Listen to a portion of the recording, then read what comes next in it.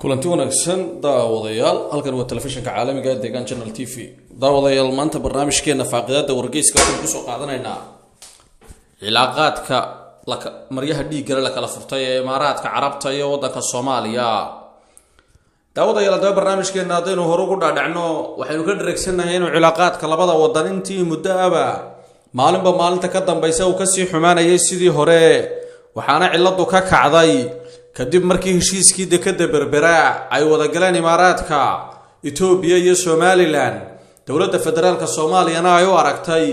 in mas'uuliyadeedii loo gacan dhaafay oo dhulkii ay iyadu maamuleysay ama ay dawladda u ahayd dawlado kale iska saxeexanayaan waa sida ay u aragtay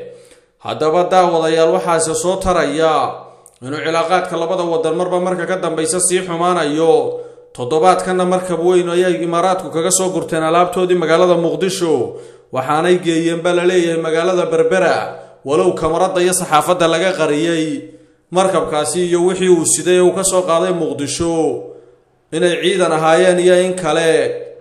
waxaana iyaduna la sheegayaa way sheegeen maamulka Somaliland qaar ka midihi inay jiraan wufuud badan oo si qarsoodiya wadanka ku soo galaya iyo qalab military oo isna soo galaya lama xaqiijin qaabka ay u soo galayaan waxa kale oo iyaduna toddobaadkan soo korodhay kala shaki weyn oo soo kala dhex galay siyaasiyiinta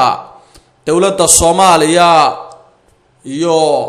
siyaasiyiinta mucaaradka dawladda Soomaaliya ayaa mucaaradka aad uga shakisan iyo maamul goboleedadaba in loo soo adeegsado oo dhaqaale lagu soo fangareeyo Imaaraadkuna uu ka dhigto ciidan uu ku gilgili karo dawladda uu hogaamiyo Maxamed Cabdullaahi Farmaajo waxaana toddobaadkan dawladdu ay aad uga hawl gashay sidii ay u hakin lahayd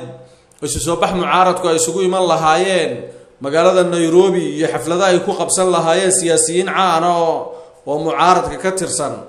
kuwaasi oo ay uga shakiyeen in dawladda Imaaraadku dhaqaale soo siin doonto dhanka kalena waxa jira maamul goboleedka Soomaaliyeed ee Puntland madaxweynahiisa Cabdiweli Gaas ayaa isaguna Imaaraadka imika toddobaadkanba ku sugnaa waxaana dawladda Soomaaliya ka shakisan tahay in loo soo dhiibo fal cusub oo ay Imaaraadku kaga aarsanayaan dawladda federaalka ah ee Soomaaliya hadaba dawladda oo imika feejignaan weyn ku jirta cabsina ka dareemaysa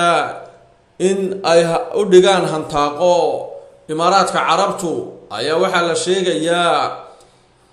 inay qof kasta oo dhaqaaqa si xawliya dhaqdhaqaaqiisa ula socoto iyadoo oo dhanka kalena wadanka meelo kamida ay jiraan dacdarro haysata dadka rayidka oo ay u baahan yihiin gargaar dawladeed iyo gacan dawladoodu siiso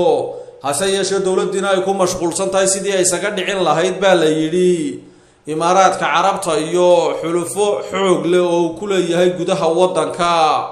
oo ay hogaamiyaan siyaasiyiin caan mujtamacana saameyn ku leh hadaba dadka qaar ayaa u arka daawadeen inay dawladda Soomaaliya isku siiriyaysan ragaadka oo ay doonayso iyadu abuuranayso kooxo ka soo horjeeda